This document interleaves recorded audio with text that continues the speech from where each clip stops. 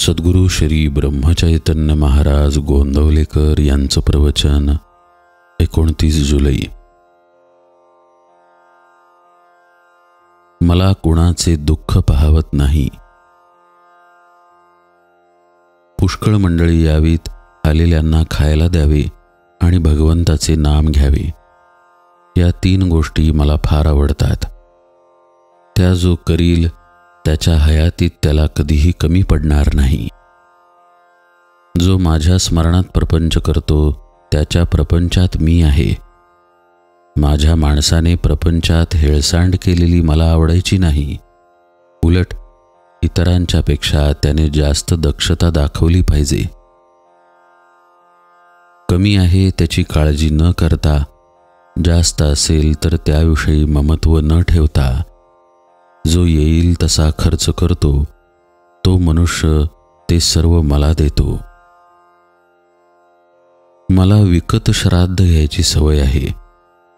मला स्वतःचा प्रपंच करता आला नाही, पण दुसऱ्याचा मात्र चांगला करता येतो.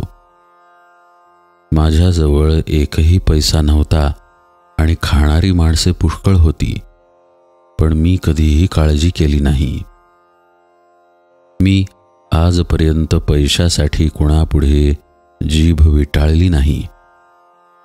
उद्या जर कोणी 1,00,000 रुपये माझ्या नकळत माझ्या उशाशी आणून ठेवले तर मी ते विष्ठेसारखे बाजूला सारीन आणि स्वतःच्या श्रमाने 4 आणे मिळवून पोट भरीन.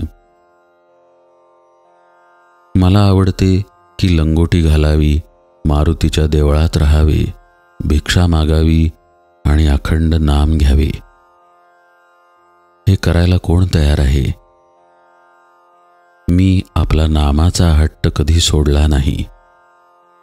मी जरी जास्त गरिबांचाच आहे तरी मला प्रपंचात कधी दैन्यपणा आवडत नाही. दुसऱ्याकरता निस्वार्थीपणाने भीक मागण्याची मला कधीच लाज वाटली नाही.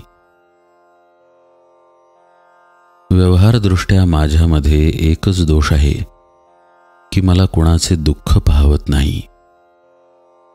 माझ्यामध्ये प्रेमाशिवाय दुसरे काही सापडायचे नाही. माझ्यातले प्रेम काढले तर मग मी नाहीच. मला फक्त आईच्याच प्रेमाची कल्पना आहे. माझ्याकडे येणाऱ्या माणसाला माहेरी आल्याप्रमाणे वाटले पाहिजे. तो परत जाताना त्याच्या डोळ्यात पाणी आले पाहिजे. दुसऱ्याला आपला आधार वाटला पाहिजे. मी असून काहीच होत नाही. ज्या गोष्टी घडायच्या त्या घडतच असतात, पण आपण असण्यात एक आधार आहे असे इतरांना वाटावे. माझे आता किती दिवस आहेत कोणास ठाऊक. मी पुढे असो वा नसो, जे मी सुरुवातीला सांगितले तेच मी शेवटीही सांगतो. तुम्ही कसेही असा, पण भगवंताच्या नामाला सोडू नका. रामरायाने तुम्हा सर्वांवर कृपा करावी ही माझी त्याला प्रार्थना आहे.